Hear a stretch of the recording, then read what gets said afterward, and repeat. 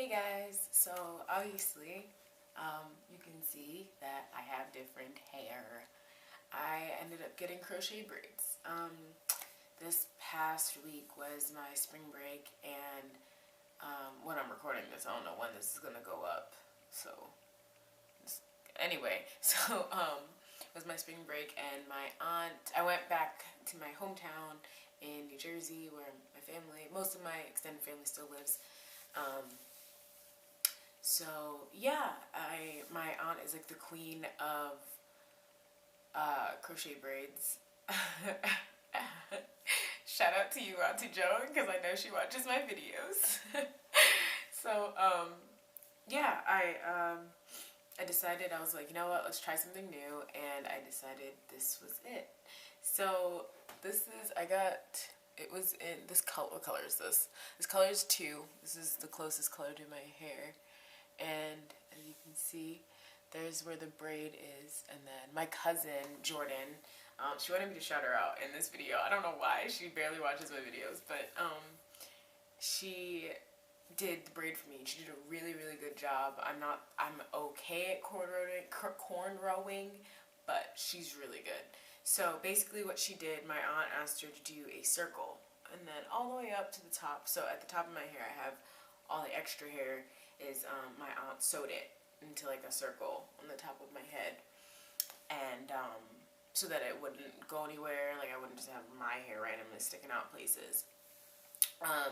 Yeah, so she basically braided it. My cousin braided my hair so tight I thought all my hair was gonna fall out. So I feel like once you become natural, you get tender-headed because you're being so gentle with your hair. Wide tooth combs and finger detangling and just everything, and you have all these special detanglers and like detangling in the shower to make it better. Like, oh man, I was like, Jordan, stop! I can't take it. It hurt for like 3 days. Oh man, but it's okay. Yeah, she did a really, really good job braiding my hair.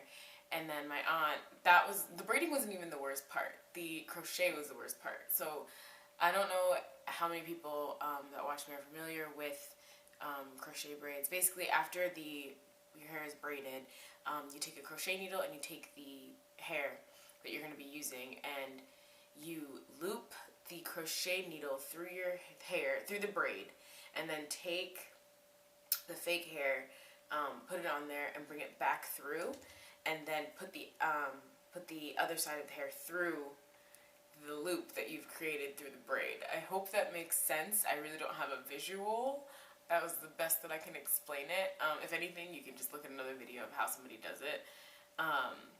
It's quite easy, but because the braids were tight, my aunt was like having to shove the needle up there, and I was like, I thought you loved me. But it all worked out. Everything was fine at the end. And yeah, I was debating on if I wanted to do curly hair or if I wanted to do kinky hair.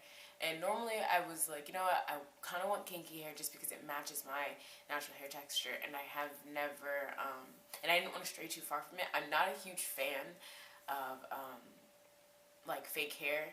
So it kind of, like, I love braids. I've been doing braids for forever though, so I guess I'm used to it. But this is the first time I've ever done something like this. So it still looks good. It's only been a week, so I would hope it still looks good. But yeah, it's pretty cool so far. Yeah, I don't know. This basically, you can see right here. Like you can see, like, this is where a braid was, and then this is another section. But I hope you guys saw that. I hope it like actually showed up on camera. But like you can see, this is my scalp right here, and then like the braid, and then where she crocheted and stuff like that. So yeah, it's a circle over my entire head. So yeah, but this is all covered. Once the hair falls, you don't even see it. Okay. Yeah. I didn't ask my aunt why she didn't do it just straight back cornrows, like why she didn't want to do straight back cornrows. It's fine with me. I mean, it was my first time. I kind of let her have creative control. And we cut it a little bit. It was longer than this, and I've been every day. It gets frizzy. That's the one thing I do have to say about this. It gets very frizzy and knotted, especially in the back and at the bottom. So I've been cutting, like, it's very, like, my aunt said it was going to be very forgiving, and it is. It's very forgiving because I feel like I've chucked off a lot of it, and it still looks good. So the only thing I do to it, I wake up, actually no, let me go back. So at the end of the day, I basically just, take sections, just a big section I guess, and just twist them together, just so they don't get super tangled when I go to sleep. At first I was just putting them in a ponytail, putting my hair tie on, and then putting a bonnet on and going to bed. But my cousin was like, no, don't do that, it's going to be a tangled mess, you're not going to be able to keep it in long. So I was like, alright, fine. So she told me to twist it or braid it, and I just had to twist it because it's curly hair.